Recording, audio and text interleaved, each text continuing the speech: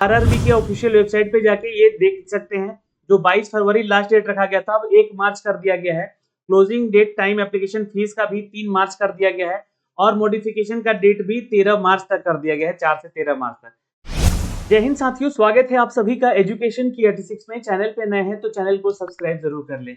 Railway recruitment board की तरफ से ग्रुप डी की वैकेंसी निकाली गई थी, लेकिन फॉर्म भरने में छात्रों को समस्याएं आ ही रही थी, जैसे कि पेमेंट वाला इशू हो रहा था। बहुत सारे छात्र अपने कास्ट सर्टिफिकेट को लेकर भी परेशान थे। और सबसे इंपॉर्टेंट कि देखिए, आप अपना आधार को अगर मोबाइल से लिंक किए हैं तो आपके पास तो ओटीपी आ रहा था, लेकिन जिन छात्रों ने अपने आधार को अनलॉक नहीं किया है उनको भी ओटीपी आने में समस्याएं हो रही थी। तो देखिए, ओटीपी आपके मोबाइल पे कैसे आएगा, ये जो आधार से आपका मोबाइल लिंक्ड है उसके लिए मैंने एक वीडियो ऑलरेडी बनाया हुआ है। उस वीडियो को जाके देख लीजिएगा, उसका लिंक भी डिस्क्रिप्शन में दे दिया है और उस स्टेप को फॉलो कर लीजिएगा तो आपके मोबाइल पे भी ओटीपी आना शुरू हो जाएगा। लेकिन आरआरबी ने यहाँ पर एक ऑफिशियल अपने इस फॉर्म भरने के जो अपडेट में बायोमेट्रिक भी डालने का अपडेट दे दिया। यानी कि अगर आपके पास बायोमेट्रिक मशीन है तो आप भी अपना जो है बायोमेट्रिक खुद से कर सकते हैं। वैसे तो कोई छात्र के पास रहता नहीं है, लेकिन आपको कहीं ना कहीं साइबर कैफे में जाके अपना फॉर्म भरना होगा और वहां पे अपना बायोमेट्रिक स्कैन करके वहां पे अपलोड कर सकते हैं। तो ऑनलाइन फॉर्म भरने का जो प्रोसेस है एक बार फिर से रिएक्टिव किया गया है। और सबसे इंपॉर्टेंट सवाल कि सर यहाँ पर इस जोन में किसका हम फॉर्म भरे, किस जोन का फॉर्म भरे, यहाँ पे कम फॉर्म गिरे हुए हैं। तो देखिए, इस बात से थोड़ा सा अवेयर रहिए। वैसे तो सबसे ज्यादा अगर फॉर्म देखिएगा तो कलकत्ता जोन होता है और सबसे टफेस्ट जोन भी होता है कलकत्ता, जिससे कि आप लोग अगर फॉर्म भर चुके हैं तो कोई दिक्कत नहीं है, तैयारी जम के कीजिए क्योंकि कंपटीशन भी वही होता है। और सबसे कम जोन की बात कर ले तो जैसे दिल्ली हो गया, चंडीगढ़ हो गया, है ना, ये सारे जो क्षेत्र हैं यहाँ पे कम फॉर्म गिरते हैं, तो आपको वहां के भी फॉर्म भर सकते हैं। अब रही बात की सर दिल्ली का, तो यहाँ पर आरआरबी का जोन खोल ही नहीं रहा है, तो आप चंडीगढ़ वाला जोन सेलेक्ट कर सकते हैं वहां पे, ठीक है। और जैसे कि आप पटना वाला जोन देखिएगा तो नहीं खुलेगा, तो वहां पे हाजीपुर का जोन सेलेक्ट कर सकते हैं। तो ऐसी परिस्थितियां हुई हैं यहाँ पर आरआरबी के वेबसाइट पे, जो कि आप लोग भी इसको खुद समझ सकते हैं। तो चलिए हम सीधे लिए चलते हैं इसके फॉर्म भरने वाले प्रोसेस पे, जहां पे सारी जानकारी एक एक करके आपको दी जाती है। लेकिन अगर आप इसकी तैयारी कर रहे हैं, इस परीक्षा की तैयारी कर रहे हैं, तो आपके लिए एक बहुत ही इंपॉर्टेंट अपडेट है। 99 टेस्ट सीरीज आपको उपलब्ध कराया गया है मात्र 99 रुपीज में, जहां पर 9900 प्रश्नोत्तर का संग्रह आपको दिया गया है। इसमें प्रीवियस ईयर का पेपर भी संलिप्त किया गया है और साथ ही साथ देखिए, आप प्ले स्टोर पे जाएंगे तो परीक्षा मार्क का ये एप्लीकेशन आपको दिखेगा। सर्च कर लीजिएगा परीक्षा मार्क का एप्लीकेशन। आप प्ले स्टोर पे जाके परीक्षा मार्क के इस एप्लीकेशन को इंस्टॉल कर लीजिएगा। इंस्टॉल करते ही आपको यहाँ पर रजिस्ट्रेशन करना होगा। रजिस्ट्रेशन करते के साथ साथ यहाँ पे जो है आप लोगों को अपना नाम, मोबाइल नंबर, ईमेल आईडी देना होगा और रजिस्टर करना होगा। आप जाएंगे यहाँ पर और अन्य कोर्सेज को जैसे आप सिलेक्ट करते हैं, जैसे वैसे ही यहाँ पर ग्रुप डी का भी कोर्स सिलेक्ट कर सकते हैं। और कोर्स खरीदने में अगर कोई समस्या आ रही है तो आप दिए गए इस व्हाट्सएप नंबर पे भी कॉल कर सकते हैं या फिर इस मेल आईडी पर मेल कर सकते हैं। तो जाइए जल्दी से इस 99 रुपीज में 99 टेस्ट सीरीज लीजिए और जहां पर 9900 क्वेश्चन आर आपको दिए गए हैं, जो कि PYQ है, यानी कि प्रीवियस ईयर क्वेश्चन है, और कुछ प्रैक्टिस सेट भी आपको देखने को यहाँ पे मिल जाएंगे। जल्दी जाएं और देरी ना करें, तैयारी में अपने आप को बेहतर बनाएं। देखिए, हम लोग फिर आते हैं आरआरबी की ऑफिशियल वेबसाइट पे दोस्तों, जहां से आप फॉर्म अप्लाई करते हैं। अब यहाँ पे देखिएगा तो कुछ फॉर्मेट्स दिए गए हैं। ये जो है हमारा एडवर्टीजमेंट संख्या 8/2024 है, जिसको आप लोग यहाँ से क्लिक कर लीजिएगा और यहाँ पर देखिएगा तो वो सारी जानकारी यहाँ दी गई हैं जो कि आपके इस फॉर्म को लेकर है। जैसे कि आपका कास्ट सर्टिफिकेट का फॉर्मेट SC ST के लिए, फिर फॉर्मेट है आपका OBC NCL के लिए, फिर self declaration OBC NCL candidate के लिए, इनकम सर्टिफिकेट को लेकर। तो जो भी छात्र यहाँ पर जो है EWS कैटेगरी को लेकर जो है, फिर उसका जो सर्टिफिकेट दिया गया, फिर लेटर दिया गया अंडर द स्क्राइब, जो भी स्क्राइब लेकर बैठते हैं अपने एग्जामिनेशन में, फिर ये सारे वो फॉर्मेट दिए गए। अब इसी फॉर्मेट को अपने जो है अधिकारियों से बनवाकर, जैसे कि DM लेवल पे या आपका जो है डिस्ट्रिक्ट लेवल पे सर्टिफिकेट बनता है, वहां से जो है आप इसको तैयार कर सकते हैं। ये फॉर्मेट सारे दिए गए हैं और ये फॉर्मेट जो है ना आपके नोटिफिकेशन में भी दिए गए हैं। इसी नोटिफिकेशन फॉर्मेट पे आपको अपना क्या करना है, तो तैयार भी कर लेना है अपना सारा डॉक्यूमेंट्स। तो ये तो हो गया यहाँ पर। लेकिन फॉर्म भरने के लिए आपको यहाँ पर क्या करना होगा, अप्लाई ऑनलाइन वाले सेक्शन पे जाना होगा। अप्लाई ऑनलाइन पे दो चीजें हैं, एक तो क्रिएट एन अकाउंट, यहाँ से आपका अगर अभी तक फॉर्म नहीं भरा है, कोई भी अगर आरआरबी का फॉर्म आपने नहीं डाला है तो इस पे क्लिक कर लीजिएगा और यहाँ पे ऑप्शन आएगा आपका कि candidate who was already created account, तो आपको यहाँ पर लॉग इन करना है सीधे, है ना, आपको रजिस्टर नहीं करना है। तो ठीक है, यहाँ पे आप देखिएगा तो नहीं किए हैं, तो यहाँ पे आप सेलेक्ट कर लीजिएगा, इंडियन है, नेपाल से है, भूटान से है, जो भी आपका यहाँ डिटेल है यहाँ पे डालिएगा, अपना नाम यहाँ पे डालिएगा, फुल नेम यहाँ पे दोबारा से डालिएगा। कभी नाम चेंज किया है, यस या नो में जरूर बताइएगा। अगर किया है तो क्या है आपने नाम, आपका बदला हुआ नाम क्या है, चेंज नेम क्या है, उसको लिखिएगा। नहीं किए हैं तो नो पे क्लिक करके आगे बढ़ सकते हैं। डेट ऑफ बर्थ यहाँ पे डाल सकते हैं, री डेट ऑफ बर्थ डालना है यानी दोबारा से डालना है। जेंडर आपका क्या है, मेल है, फीमेल है, क्या है, आप इसके बारे में जानकारी देनी है, उसको फिर से दोबारा बताना है आपको। फादर नेम क्या है, फादर नेम दोबारा यहाँ पे बताना है। मदर नेम और मदर नेम दोबारा बताना है। ईमेल एड्रेस आपको देना होगा यहाँ पर, और अपना मोबाइल नंबर भी देना होगा, और उस पे आएगा ओटीपी। ये ओटीपी जनरेट होगा, ये ध्यान रखिएगा, आपके मोबाइल और ईमेल आईडी पर उसको यहाँ पर डाल के सबमिट करना होगा। अब देखिए, आधार का वेरिफिकेशन करने को लेकर जो है यहाँ पर एक ऑप्शन दिया गया है, फिंगरप्रिंट वेरिफिकेशन। अब यहाँ पे लॉगिन कर लीजिएगा। लॉगिन आपका यूजर नेम और पासवर्ड डाल के कर सकते हैं। ये डिजिटल इंडिया का सीएससी पोर्टल है, जिसके पास इसका आईडी होता है ना, वो यहाँ पे आपका वो कर सकते हैं। तो ये साइबर कैफे वालों के लिए है, वहां से जाके फिंगरप्रिंट वेरिफिकेशन करवा सकते हैं। नहीं तो आप ओटीपी वेरिफिकेशन कर लीजिएगा।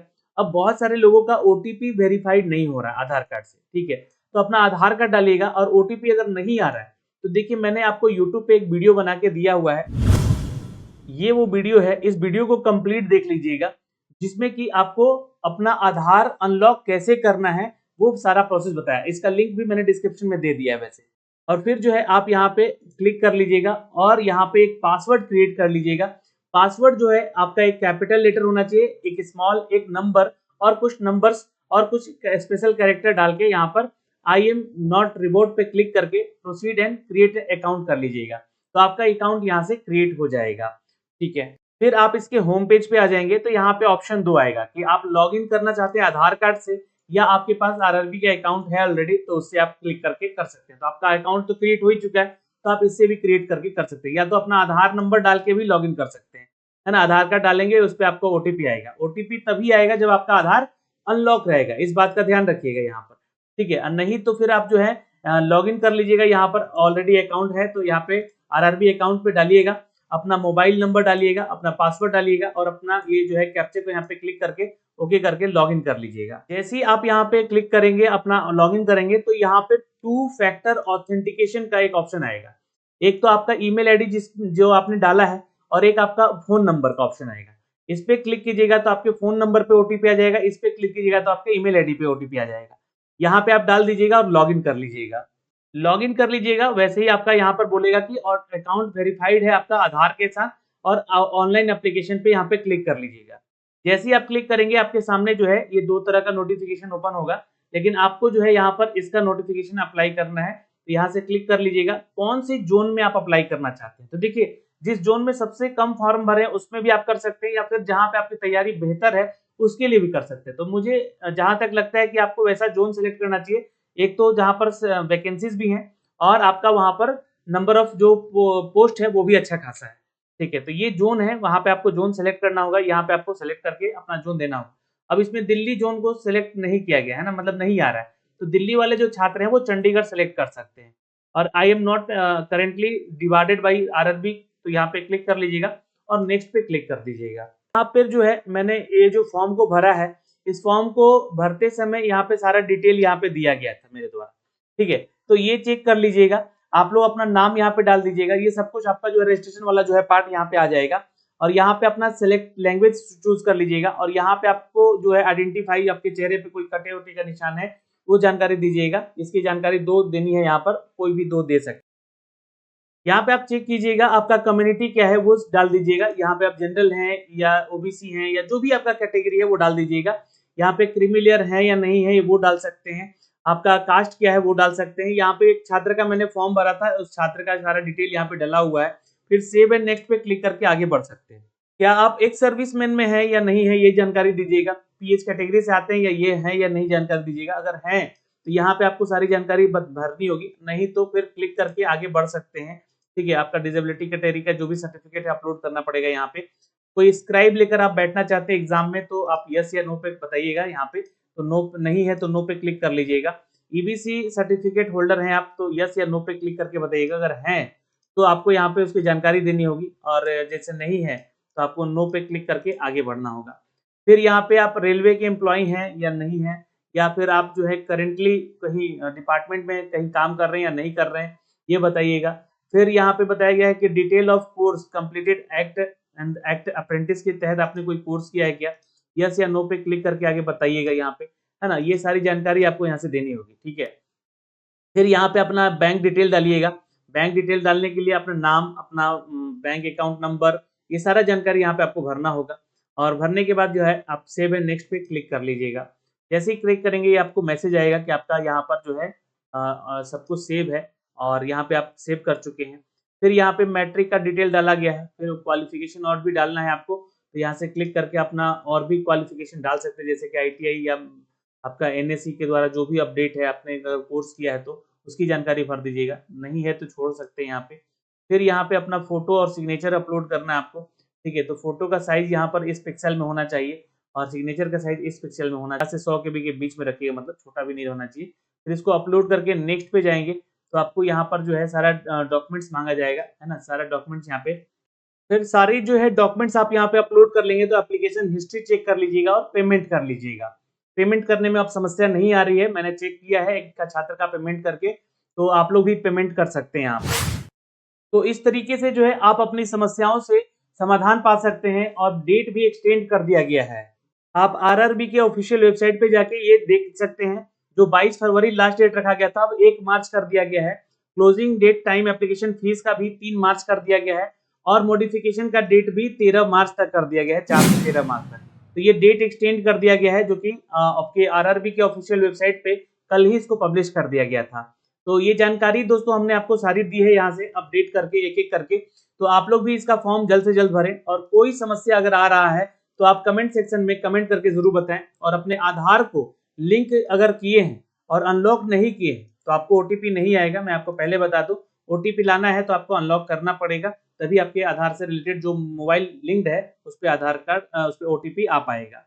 तो ये सारी जानकारी हमने आपको दी है इस वीडियो के माध्यम से, प्लीज वीडियो को शेयर कर लीजिएगा और जल्द